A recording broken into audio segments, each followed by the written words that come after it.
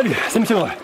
Je sais pas si vous avez suivi mes autres vidéos, mais il n'y a pas très longtemps, je vous ai parlé d'un smartphone chinois qui est sorti, un modèle de chez Ulefone, c'est le Ulefone T2, si je dis pas de bêtises, ou T12, je sais plus, T2 je crois. Et j'étais fondamentalement pas vraiment convaincu par ce produit, j'étais même plutôt assez déçu, puis surtout déçu de la présentation. Pour moi, en termes de confiance, c'est zéro pointé. Alors Ulefone a présenté il n'y a pas très longtemps un tout nouveau produit, c'est le Ulefone X, qui est sorti au mois de juin de cette année, donc il n'y a pas très longtemps. J'ai eu la chance de l'avoir entre les mains il n'y a pas très longtemps moi, encore un peu plus avant, c'était au mois de février à Barcelone, donc j'ai vraiment attendu qu'il sorte sur le marché pour cette fois-ci vous en parler. Donc je vais vous parler aujourd'hui du Ulefone X et je vais vous dire au final si je le trouve bien, oui ou non par rapport à l'autre modèle. Est-ce qu'il est cool, est-ce qu'il est intéressant? Parce que moi je profite de l'été justement pour me faire des petits retours en arrière, pour vous présenter des modèles, voilà, donc voilà, c'est une petite série de l'été. On va voir ça tout de suite et puis moi je retourne plonger. On y va.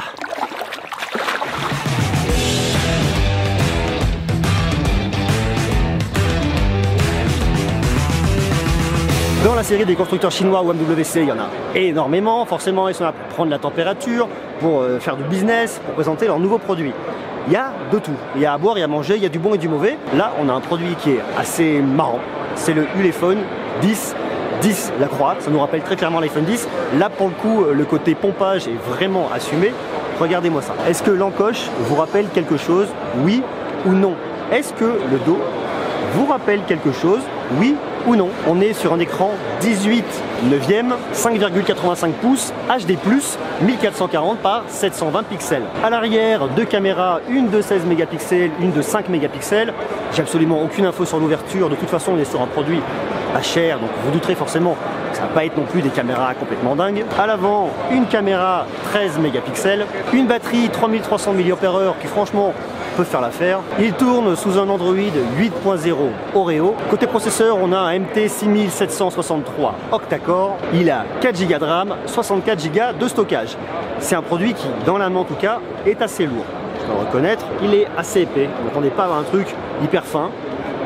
Il garde ici la petite prise jack, là où l'iPhone 10 ne l'a plus. Vous avez une connectique micro USB sur le bas, les haut-parleurs en bas, le bouton pour l'allumer sur le côté, le bouton de volume, le capteur d'empreinte digitale qui est situé ici au centre de l'appareil, la position est plutôt pas mal. Votre carte SIM qui s'intègre ici sur le côté, bon, pas mal.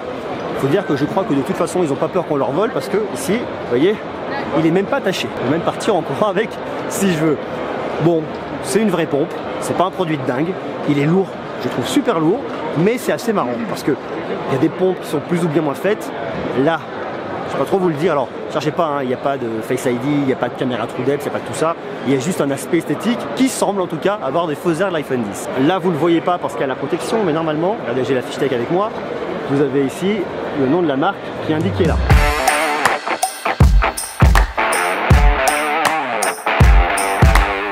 Bon, je sais ce que vous allez me dire, Monsieur Greux, t'es dur, franchement, avec ce téléphone. Non, mais franchement, là, avec un peu de recul, maintenant, je le trouve pas mal. Franchement, je le trouve pas mal du tout parce que c'est vrai qu'il y a énormément de pompes d'iPhone, de produits qui sont vraiment collés à reprendre l'encoche. L'encoche s'est vraiment développée sur les smartphones Android.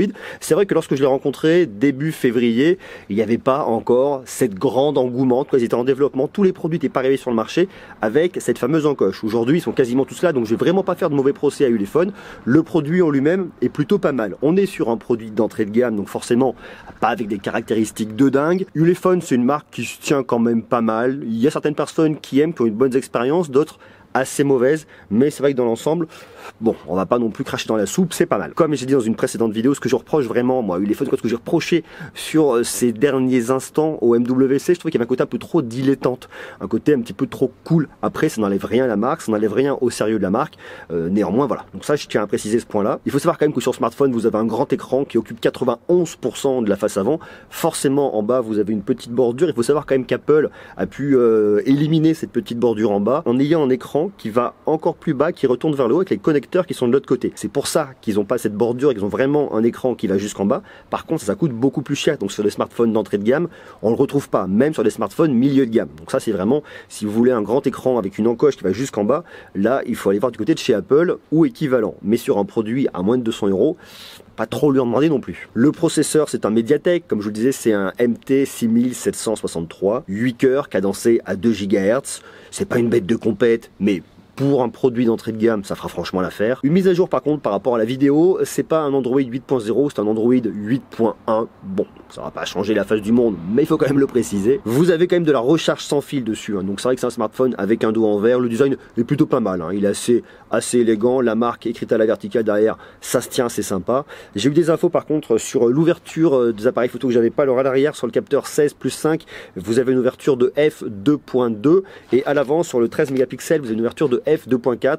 Que ce soit à l'avant ou à l'arrière, vous avez tous les deux un beauty mode. Voilà, si vous voulez vous rendre encore plus beau et encore plus belle en photo, vous pouvez le faire. Vous avez bien évidemment un Face Unlock. Vous avez la possibilité de mettre soit 2 cartes SIM, soit une carte SIM et une carte micro SD pour rajouter du stockage à votre smartphone. Il est disponible soit en noir, soit en blanc. Et puis il y a une promo en ce moment sur Banggood si vous intéresse. Je vous ai mis un lien. Il est à 137,30 € au lieu de 171 €. Donc si vous intéresse, vous pouvez aller jeter un petit coup d'œil. Il y a tout dans la description. Voilà un peu ce qu'on peut dire aujourd'hui sur ce modèle de Ulefone. Bon bah écoutez, dites-moi ce que vous en pensez. Est-ce que vous avez déjà eu des modèles d'Ulefone? Je crois qu'il y en a certains d'entre vous qui l'ont déjà eu. Donc dites-moi en commentaire ce que vous en pensez. Est-ce que vous êtes plutôt séduit par la marque ou est-ce que au final, au contraire, elle vous branche pas? Merci en tout cas d'avoir regardé cette vidéo. Puis je vous ferai d'autres vidéos comme ça. J'ai d'autres produits encore un peu de côté à vous montrer. Donc restez connectés. Une fois de plus, abonnez-vous parce que vous allez voir, il va y avoir toujours plus de produits tech, toujours plus de choses. J'en profite là cet été, c'est formidable. Il fait un temps magnifique.